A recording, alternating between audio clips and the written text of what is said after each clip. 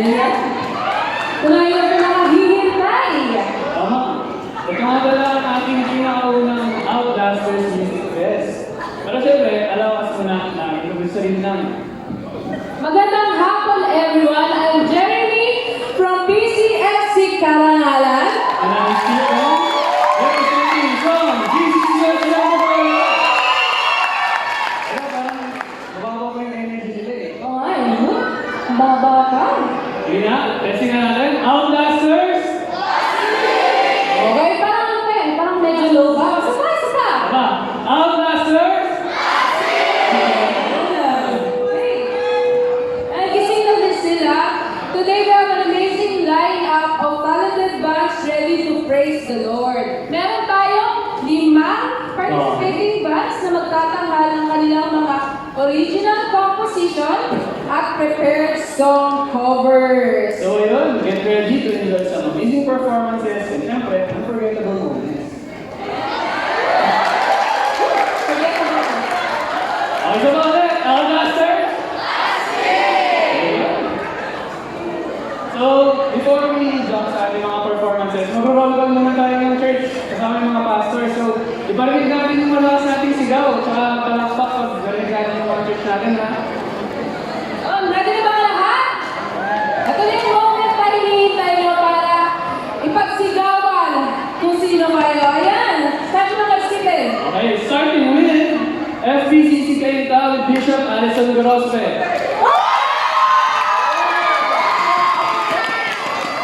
Next naman, we have PCF Mindoro with Pastor Bernadette Ermino Jr. Followed by PFGC Tanay with Pastor Terry Sanchez. Welcome po. Let's also welcome JCPC with Pastor Roger Chu. And next natin, yung mga nandito, PCC Barangka with Pastor George. Next up naman, HOPMCI Liches with Pastor Willie Bruce. At syempre, representing PCC Cagray with Pastora Salvacion Son. And also joining us is GOPC Pinugay with Pastor Robert Trinidad. Let's hear it naman from HOG PCFC with Pastor Darren Recana. Next naman ang SLWCC Broadway with Pastor Carlito Bardo. At syempre, ang papalima, ang PCFC Karangalan with Pastor. So, followed by NHCF si Pastor Irene Ermino, Pastor Julie Boyd Mopila, Pastor Lindy Farinas, and Pastor Jobert Capo. Also with us, GCLG with Pastor Danny Rosas. Next naman, ang PCFC is Pastor with Pastor Favor Pastor. Next, let's welcome PCF Pasig with Pastor G. Mata. Yan, welcome po. And syempre, and last but not the least, JCCFC Antipolo with Pastor John Janisa.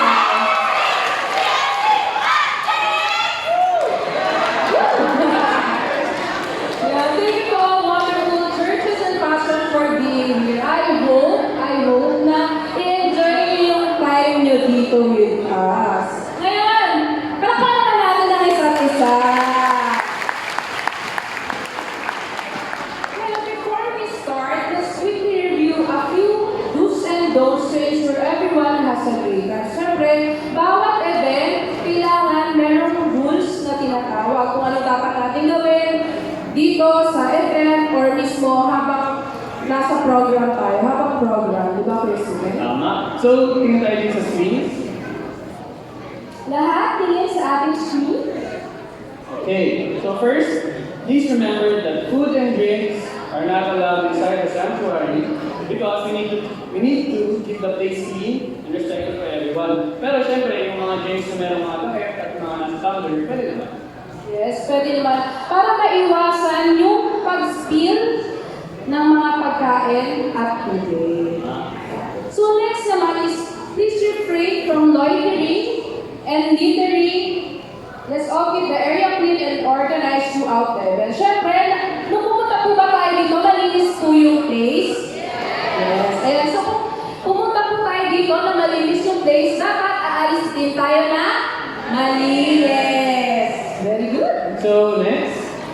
let's always keep our phones in silent mode. Siyempre, para hindi naman natin magulo yung mga katabi natin, di ba? Tama. At syempre, kapag tumutugtog na yung band, baka biglang ma-distract sila kapag merong biglang gano'n. Diba? So, dapat yung phones natin, nakasilent ka ba phone mo? Oo naman. Tama. So, pwede na kayo ng phone nyo.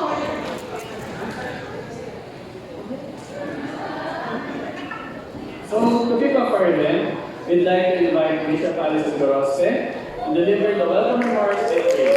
Let's give him a warm applause.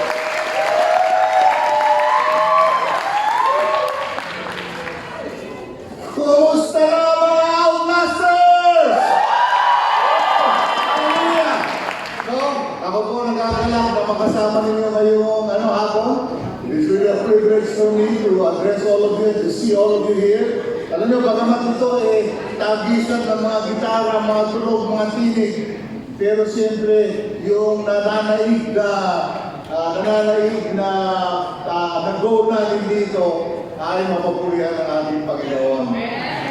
Psalm 150 says, praise ye the Lord, praise God in His sanctuary.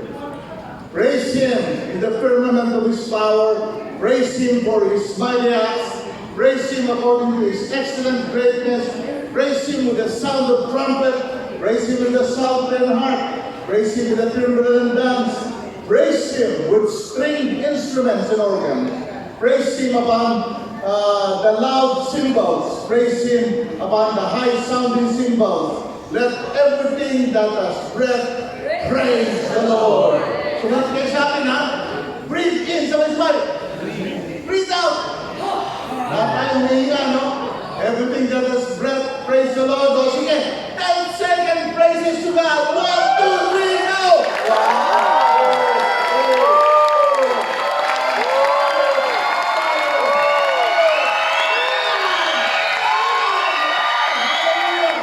So without further ado, tatawagin ko ng ating mga MC ulit upang pamunahan tayo. Pero bago yun, mag-pray-pray pa na muna tayo. No? Let's put this in the right perspective. Sige, tayo natin tumayo. And let us go to God in prayer.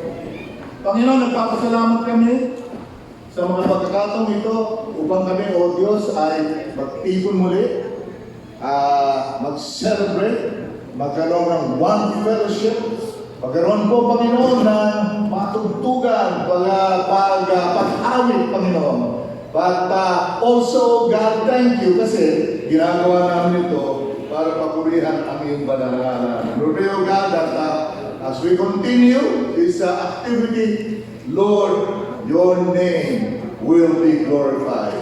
Thank you so much, O God. We give you praise and we give you glory in Jesus' name. One more time, Outlasters! Woo!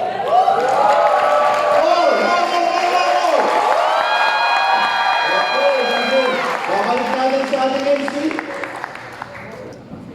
Okay na MC natin? Okay naman sa atin. Okay natin.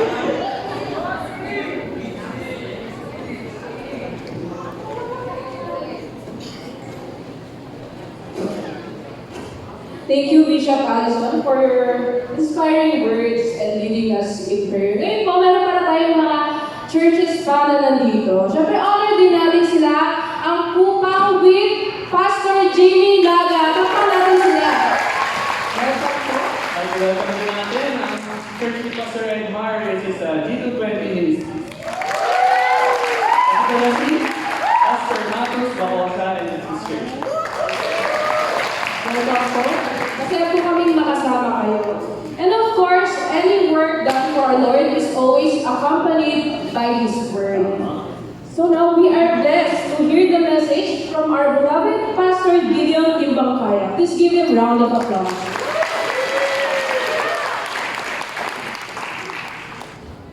Isang malakas sa hallelujah! Outlasters! Parang wala akong narinig dito lang. Ulit, Outlaster! Astig! Yan. So, isa po mga karangalan na makatayo sa inyong harapan, no? Maglingkod. So, winelcome ko po ang lahat ng mga pastor dahil ito ang kaibigan, Pastor Edmar. I miss you, brother.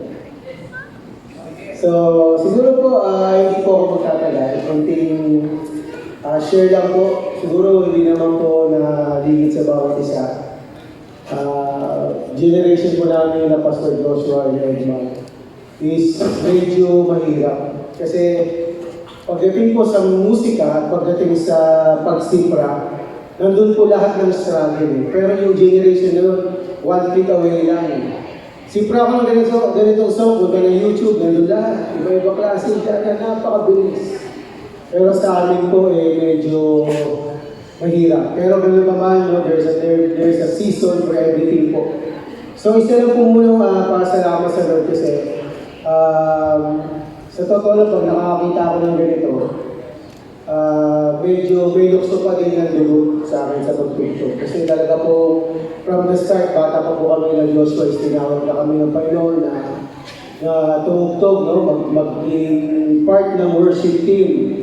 Pero sa akin po is bilang bunso po sa aming magkakapatid, hindi po ako nakontento sa loob lang ng simbahan. Lumabas po ako, nakatugtog ako sa mga bar, sa iba't ibang mga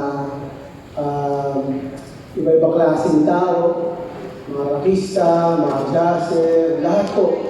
So kung kilala niyo yung mga dating sikat na sabihin natin, late 90s, 20s, kung familiar kayo sa mga bandang ito, is nakasama po namin sila. Pero ulitin ko po, no?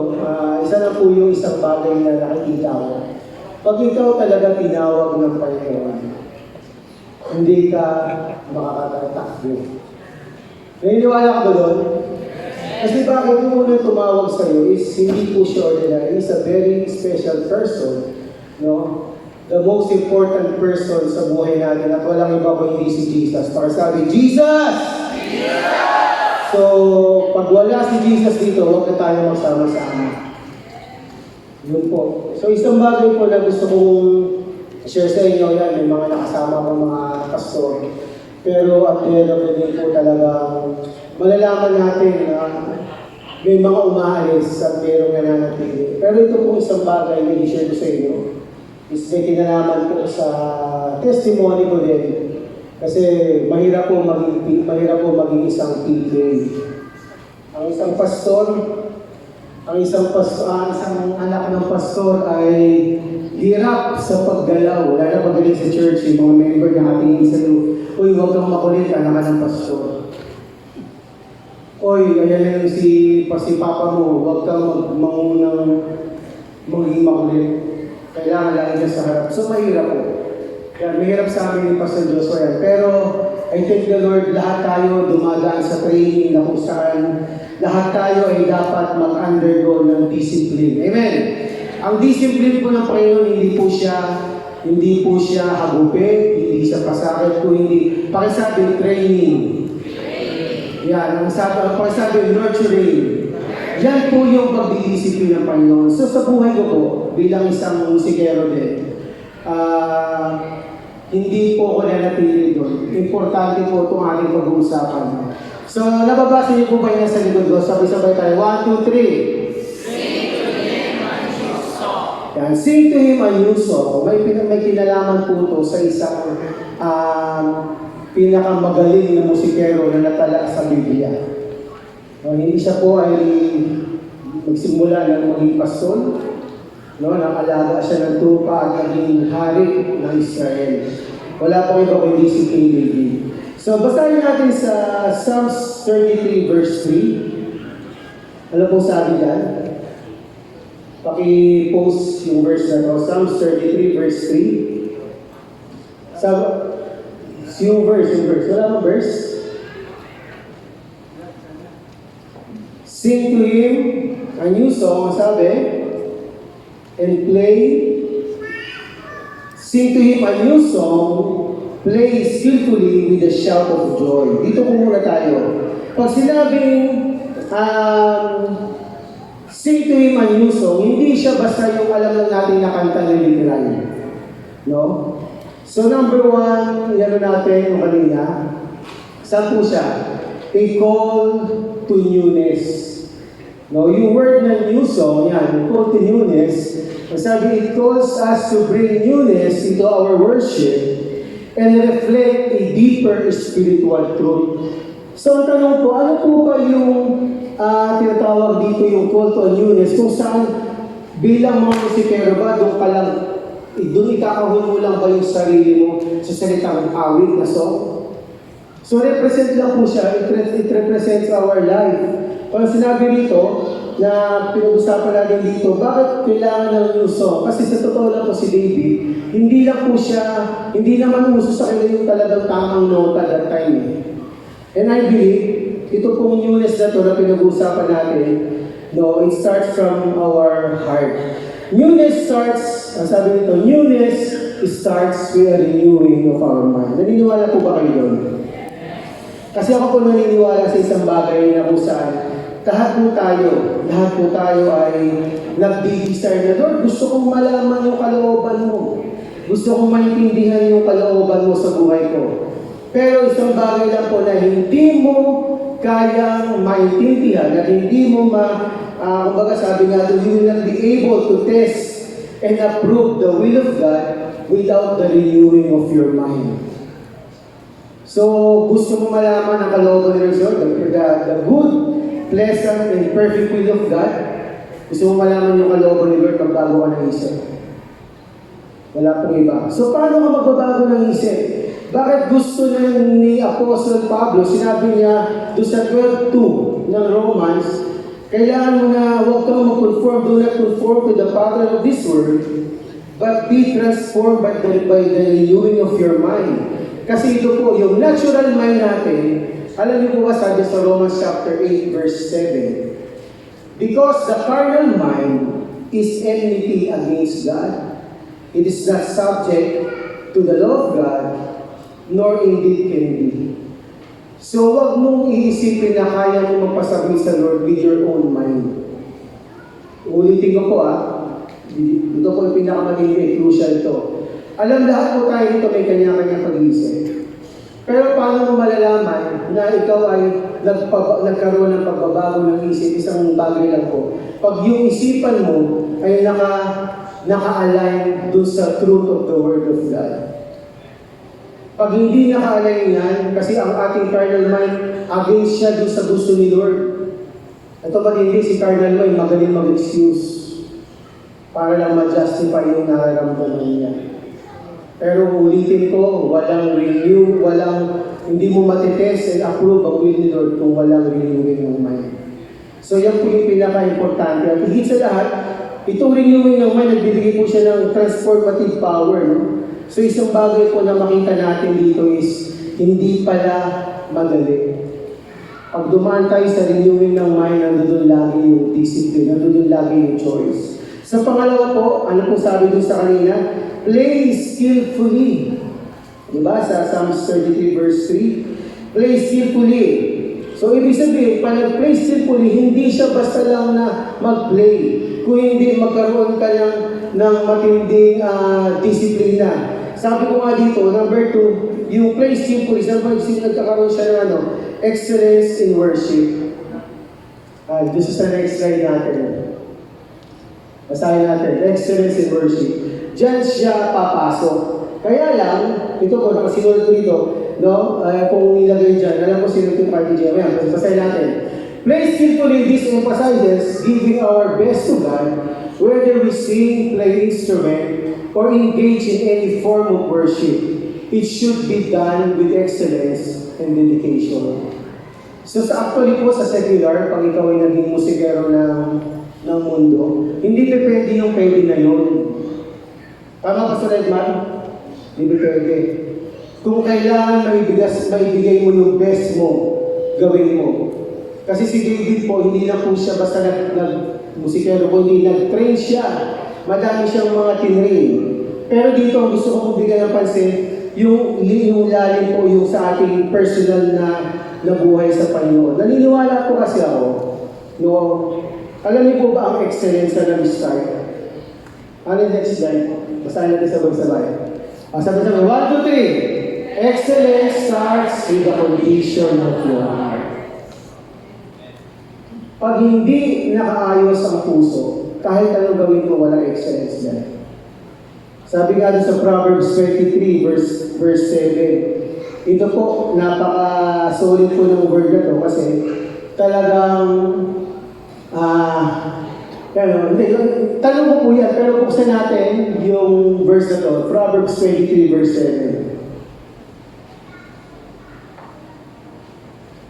Ang sabi sa Proverbs 23, verse 7, for as he thinks in his mind ba in his heart? In his heart, ibig sabihin, may pag-iisip ang puso. Anong sabi? So is he. Kung anong kondisyon ng puso mo, yun ka. Hindi po siya nagtatago. Hindi siya pwedeng i-secret kasi magmamanifest po siya kung sino ka. Kaya ngayon, makikita mo yung sarili mo kung ikaw ba ay nakapailalim doon sa gusto ni Lord. So, basahin natin yung, dito na po matapos, basahin natin yung 33 verse 4 ng Psalms. Kanina, wala po dyan, pero buksan natin, dito po matapos. Sabi sa Psalms 33 verse 4, sabi dito, for the word of the Lord is right, and all His work is done in truth.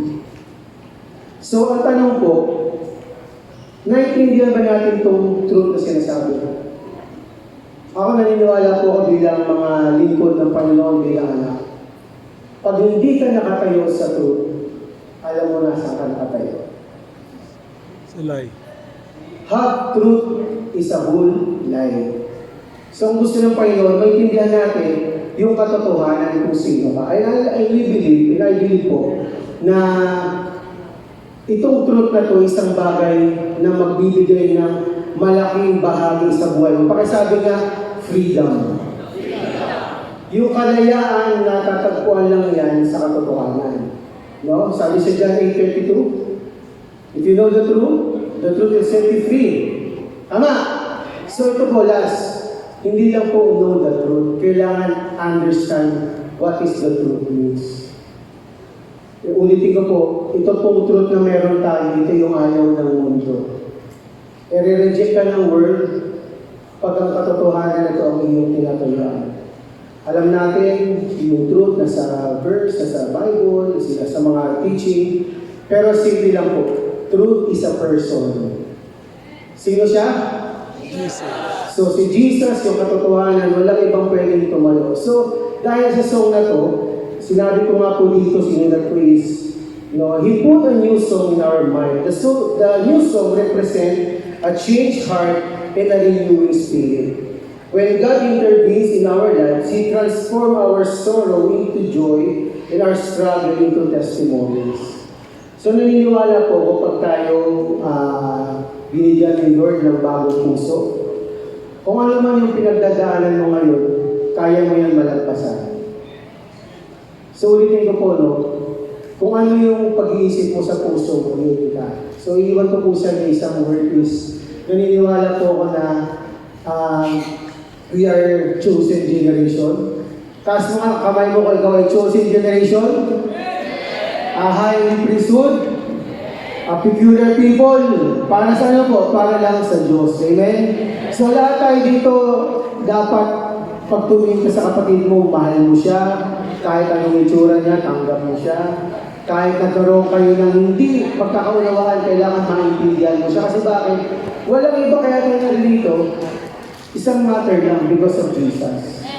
Amen? So ngayon po, tayo po ay lumakad na merong bagong puso, bagong pag-iisip. Para saan? Para maintindihan natin yung kalooban ng ating mga masalanan. Amen? So, gano'n ba man? Sige po, pray tayo. Ama, salamat po sa oras na ito. Tuloy nga, Lord God, na Lord, lahat kami, iba-iba yung aming mga takbuhin sa buhay, iba-iba yung mga conditions po, Panginoon. Pero Father, we believe, Lord God. Lord, salamat sa new song na nilagay mo sa heart namin at walang iba, Panginoon, kung hindi ikaw. At ang aming buhay, Panginoon, ay isang silbing awitin at handog na pagsamba sa iyo. At Lord God, ito yung aming nais, Lord God, na sa tuwing kami lalapit, Lord God, hindi sa pamamagitan ng kanta, kundi Lord God, kung sino kami, O Diyos, kung ano yung buhay namin sa iyo, Sapagkat Lord, I believe, Father God, the best gospel preacher, God, is the one leading out po, Panginoon. Lord, hindi lang sa pag-preach, hindi lang sa pagkakanta, kundi, Lord, kung paano namin binibigbit at dinadala yung mensahe, yung nire-represent namin yung gagap namin Jesus, Lord. Kaya, Panginoon, salamat po, Panginoon, and I believe, Lord God, itong event ito, Panginoon, patuloy mo, Lord God, pagyayamanin pa, Lord, yung mga talento na nanggaling sa iyo. Lord, patuloy mo, Lord God, mas ibibigay pa ng mas maraming bagay, mas maraming portion pa sa pagkat, Lord, naniniwala kami, Lord, lahat ng bagay ay nanggaling sa iyo. Kaya, Panginoon, salamat po, lahat ng mabubuti at magagandang bagay, Lord God, na ikaw ay nagbigay. Kaya masalamat sa oras na ito, Lord God, as we enjoy, Lord God, the presence of Father, Lord God, our friends, Lord God, Father, we give you all the glory, Lord God. Salamat po, Panginoon, ikaw po maparangalan at mahayag sa bawat buhay ng mga anak mo na nandito. Sa iyo po, papuri pa, salamat sa pangalan ni Jesus. Amen. Amen!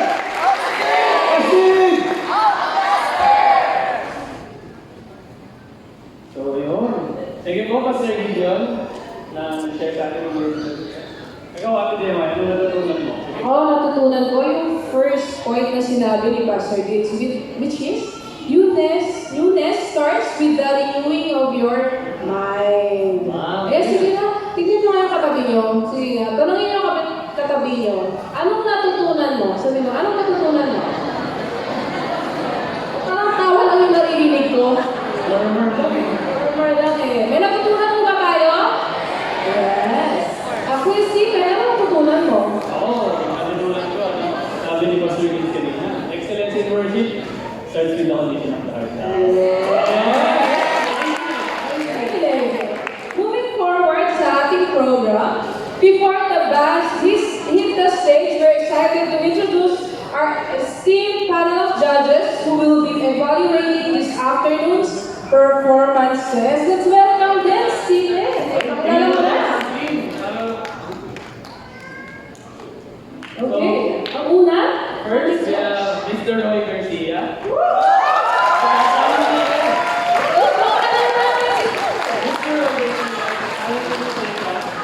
And educator with a deep passion for both teaching and performing. He holds a bachelor's degree in music, major in music education from the University of Rizal System Maono, where he honed his skills and developed his love for music. Kuya Roy has achieved notable accolades, including being the champion in the URS Culture and Arts Festival Solo Instrumental Competition for classical guitar and winning the Best Guitarist Award at the Pambansang Music Laban 2018. Grabe, Kuya Roy! Grabe! Roy has spent several impactful songs such as Ang Hinahangad, Tayo, and the Deaf and Becoming Eskwela official jingle of 2019, among others. Currently, he is dedicated grade 7 math teacher at Luzon National High School, where he continues to inspire young minds through music. Outside the classroom, Roy actively performs with his band, Lotus Project, and generously volunteers as a musician at Christ Commission Fellowship, sharing his gifts to uplift and connect with others. Actually guys, birthday na ngayon. Kahapon ba yung birthday niya? Or yung birthday? August 20. Happy birthday to you! Alam mo ano na siya? Happy birthday, Kuya Roy.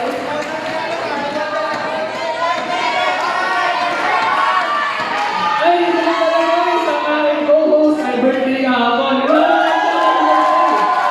Happy birthday to you. Happy birthday to you. Happy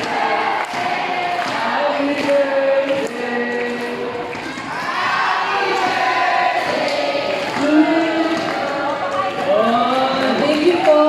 So next naman is Mr. Chris Madrigal. Welcome to Mr. Chris Madrigal is a versatile singer. He is a worship leader, music director, and vocal coach at Team Ministries International. A talented musician and songwriter, Chris has made his mark by creating a jingle for Bingo Plus and performing in various competitions both locally and internationally. Wow! He pursued multimedia arts at CIIE and gained widespread attention in last 2018 when a random student uploaded a video of him basking. went viral during his college days. Nice. Chris continues to inspire others to his musical talents and dedication to his craft. For a credential, let's give Mr. Chris a round of applause! Grabe! Grabe na yung mga judges natin. Dalawa pa lang yan, ha? Wait, meron ba isa? Meron isa. And last but certainly not least, we have Pastor Edmar Saman. Pastor Edmar Saman is a devoted husband, loving father, and a passionate servant leader. He serves as the senior pastor at G220 Ministry, where he leads with a heart full of faith, dedication, and compassion. Before embracing his pastoral calling, Pastor Edmar was the former vocalist of the Fifth Judge Band, where he showcased his musical talents. As a songwriter, he has penned several inspiring songs, including Your Love is Greater Than My Sin, In Your Presence, Crossroads, and Cry Out to God. He also co-wrote the song Mag-asa with Pastor Ralph Paliceros. Today, he continues to inspire and uplift others not only through his heartfelt songs, but also through his God-given leadership. Palakpakan naman natin sa pagkakas. Bigatin ang credentials ng ating mga poging judges. Hindi ko talaga malalaman ng magagaling yung banda na sasabak dito kasi maraming credentials. True. Grabe, iba yung mga banda, kaya dapat iba rin yung mga judges natin. Now, let us briefly review the criteria of our judges we'll use to score the band. So, ito na yung mga criteria for judging. Okay, so una, sound theology with 40%. Ate Gemma, ano nga ba yung sound theology? Yan, yung sound theology, dapat merong biblical context yung kanta. Siyempre naman, galing dapat sa Bible or dapat may Bible verse na pinagbabasihan. Next naman is relativity and connection, 10%. Ano nga ba yung Stephen? Siyempre, dapat yung mga sinulat ng original composition is, siyempre, relatable sa mga nakikinig. Lalo sa kabataan, di ba? Tama, tama. So, next natin is quality of writing with 20%. Ano nga ba yun, Ate Gemma? So, kung ito ay ginagamitan ng poetry method of writing, the message is clear na napapaliwanag sa atin, di ba? Siyempre, dapat no vulgar words, dapat walang mura. Which is understood naman na yan, Siyempre, siyempre. siyempre naman. And next is musicality. Ano yung sabihin nun, Stephen? Yung musicality, siyempre yung mga technicality, siyempre yung melody, yung arrangement, yung iba pa. Siyempre dapat, hindi lang maganda yung pagkakasulat, maganda rin sa tayo. Tama. And of course, ticket sales, 100%. With a total of 100%. So each band will perform 2 songs. Una ay ang kanilang song cover. Yun ang una nilang kakantahin dito. Song cover muna. And then their original composition. Siyempre, Ate Gemma, meron din tayong awards. Meron tayong 2 awards, ang Best Original Composition and Best Band Performance. Each winner will receive a trophy, certificate, and cash prize. Uy, no cash prize ikaw! May cash prize kayo? May cash prize? Excited na ba kayo? Wow! So each participating ba? Ay, wala ba? Oh, sige. Ay, wala na ba natin ibigay? Wag na, ayaw na eh. O diba? Our masters! Ayun, so ibigay na natin. Each participating band will receive 20% of their church ticket sales. So each band kasi nagbenta ng kanya-kanyang ticket sa kanya-kanya nilang church. So yung 20% nun ay mapupunta sa kanila. So we would like to thank those who purchased the tickets kayong lahat. So we are grateful for those also na kumuha ng sponsor tickets. Again, thank you very much. So parang kanila ng sarili nyo. Thank you po. So ito na yung kanina pa natin sinaantay. I-introduce na natin ang ating first band. Ready ba? Ano na ba kayo? Lahat na? Sige nga, sigaw pa kayo!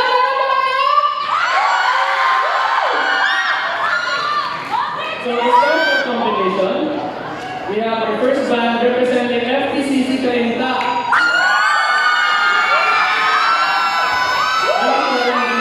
Siyempre, dapat kahit hindi lang yung band natin nasa harapan, dapat papalakpakan pa natin sila. Sige, isa pa nga!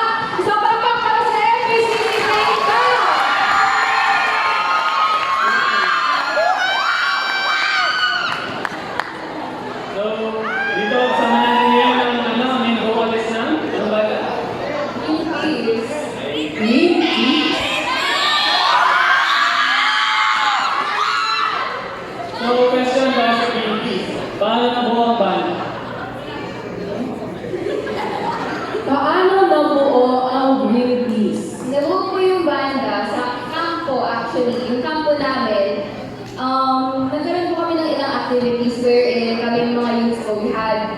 a chance to share our talents, gano'n.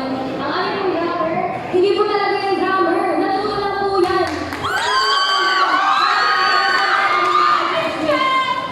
Tapos itong cute na bata na to, sinama na din po namin yan dahil sa pag-encourage ng aming mga ka-churchmates.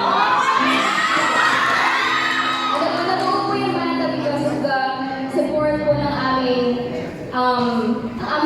po mga ka-churchmates and because encourage po kami ng mga youth leaders po namin. And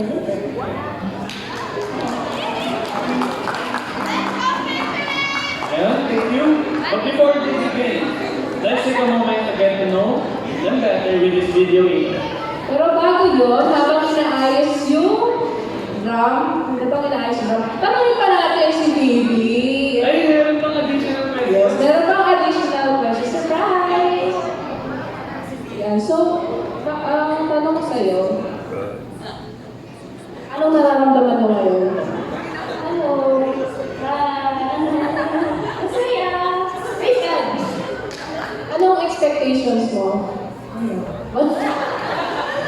Magiging masaya. Tama, magiging masaya.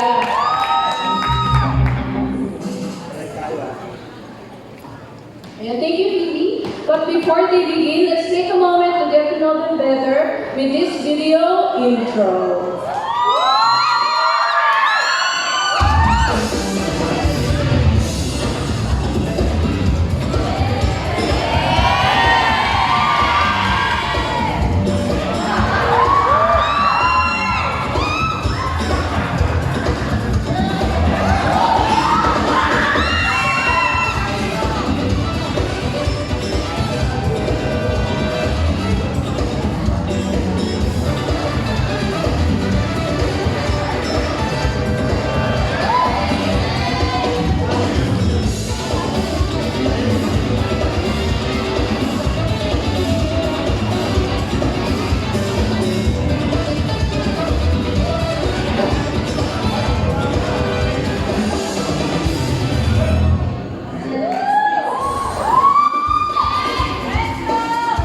Yung name po ng band namin is Green Peace po. Green Peace po kasi the color green, in a way, it represents hope, it represents growth, and it represents peace. And green peace, kasi peace, of course, mga peacemakers po tayo.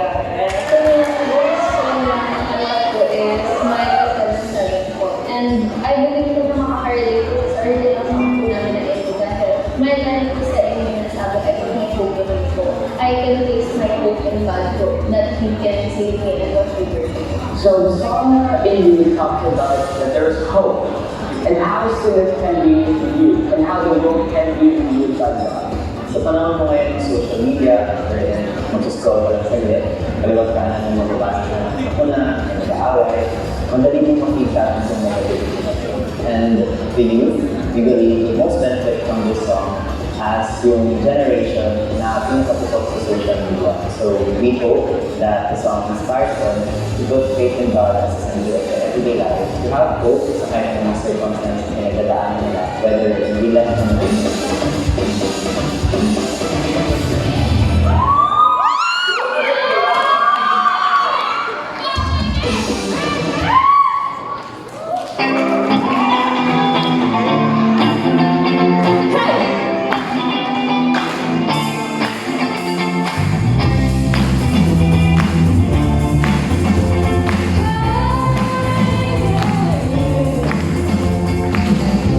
What do I have to tell you about this?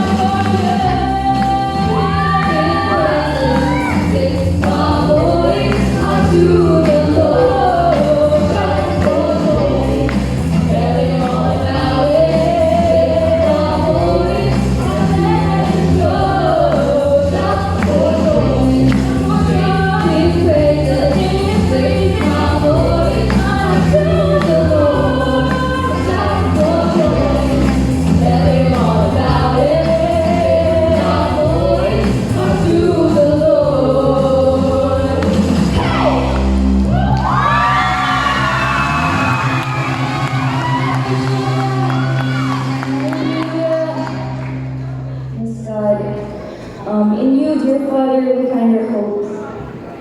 Our hope that we can be better, a hope of salvation and a hope of redemption, dear God.